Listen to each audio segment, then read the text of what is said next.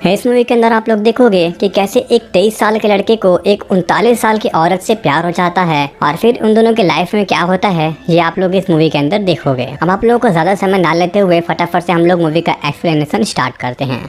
Movie की starting में आप लोग को एक रफ़ी नाम के लड़की को दिखाया जाता है जिसका उसके हस्बैंड के साथ 9 साल के लंबे रिलेशनशिप के बाद डाइवोर्स हो चुका है। रफ़ी अपने साथ हुए इन सभी चीजों को अपने थेरेपिस्ट लीजा के साथ शेयर करती है और यहाँ पर रफ़ी लीजा से कहती है कि अब उसे एक बेबी चाहिए, बट यहाँ पर लीजा उससे कहती है कि ये तुम्हारे लिए एक राइट टाइम नहीं है क्योंकि अभी तुम्हें अपने आप को इन सब चीजों से बाहर निकालना चाहिए। वही दूसरी तरफ हमें एक लड़के का सीन दिखाया जाता है जिसका नाम डेविड होता है जो कि कुछ पेंटिंग्स वगैरह बना रहा होता है। एक बार अपने दोस्तों के पार्टी के दौरान डेविड रफ़ी से मिलता है और जब ये पार्टी खत्म हो जाती है तो डेविड जब घर पर आता है तो हम लोग देख पाएंगे कि डेविड रफ़ी से मिलने के बाद काफी ज्यादा एक्साइटेड है और वो रफ़ी से दोबारा बात करने के लिए बार बार रफ़ी को कॉल करता है, बट वो कॉल को काट देता है। बट किसी तरह फिर एक बार हिम्मत करके वो रफ़ी से डेट के लिए पूछता है और यहाँ पर रफ़ी इसको एक्सेप्ट कर लेती है। अब यहाँ पर रफ़ी और डेविड दोनों डेट पर जाते हैं और दोनों एक साथ टाइम स्पेंड करते हैं। दोनों एक दूसरे को अच्छी तरह जानते हैं और इस डेट के दौरान वो दोनों एक पार्क में जाते हैं और उस पार्क में जाकर के वो दोनों एक दूसरे को किस करते हैं।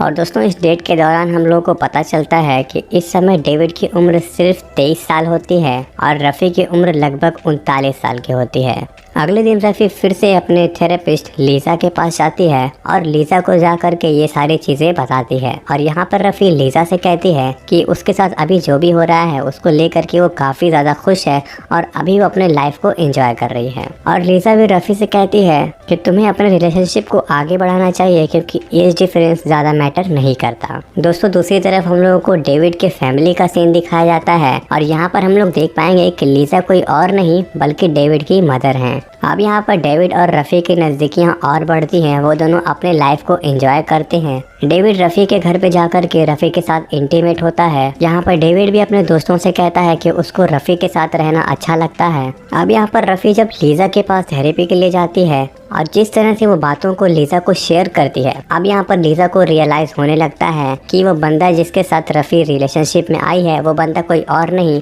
बल्कि उसी का बेटा डेविड है। ये बात जानने के बाद लीजा को काइंड ऑफ शॉक सा लगता है और अब लीजा अपने थेरेपिस्ट के पास जाती है और लीजा की थेरेपिस्ट उससे कहती है कि डेविड सिर्फ एक बच्चा है, उसको स्टार्टिंग में तो इन सब चीज़ों में काफ़ी मज़ा आएगा बट और फिर इन दोनों के बीच ब्रेकअप हो जाएगा। अब यहाँ पर रफ़ी और डेविड हर दिन कुछ नया एक्सपीरियंस करते हैं और रफ़ी ये सब बातें आकर के लीजा को ही शेयर करती है जिससे लीजा और ज़्यादा टेंशन में आती है। इसी बीच डेविड और रफ़ी दोनों छुट्टियों के लिए बाहर जाते हैं और इन छुट्टियों के बाद वो दोनों अपनी लाइफ को मूव इन करते हैं। अब यहाँ पर चीज़ें थोड़ी थोड़ी चेंज होनी शुरू हो जाती हैं। डेविड पूरे दिन घर पर पड़ा रहता है और अपने दोस्तों के साथ मजे करता है। जब रफ़ी को डेविड के साथ बेड पर टाइम बिताना होता है तो उस समय डेविड बैठ करके गेम्स खेलता है और ये चीज़ रफ़ी को अच्छी नहीं लगती। दोस्तों लीजा को तो पता होता है कि डेविड और रफ़ी के बीच रिलेशनशिप चल रहा है और इस रिलेशनशिप को लेकर के दोनों ही लोग सीरियस हैं, बट अभी के लिए ये बात रफ़ी और डेविड को नहीं पता होती है कि लीजा को उन दोनों के रिलेशनशिप के बारे में पहले से पता है।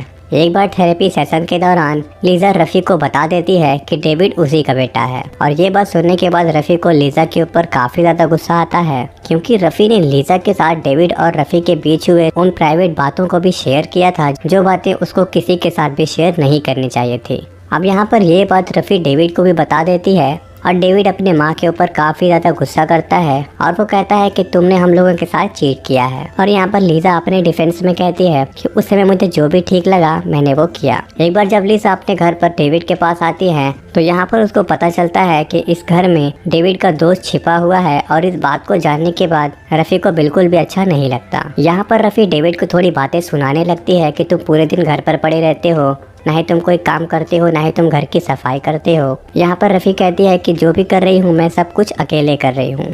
अब यहाँ पर डेविड कहता है कि मैं जितना भी बुरा हूँ बट मैं तुम्हारे एक्स हस्बैंड फ्रांसिस से तो बेटर हूँ क्योंकि एटलीस्ट मैं तुम्हारे साथ चीट तो नहीं कर रहा। अब ये बात सुनने के बाद रफ़ी को काफ़ी ज़्यादा गुस्सा आता है। यहाँ पर डेविड कहता है कि मैं तुम्हारे ऑर्डर सुन करके थक चुका हूँ और मैं तुम्हारा कोई कुत्ता नहीं हूँ। और डेविड कहता है कि यहाँ पर मैं ये सारी चीज़ें ख़त्म करने जा रहा हूँ और ये कहकर डेविड वहाँ से चला जाता है।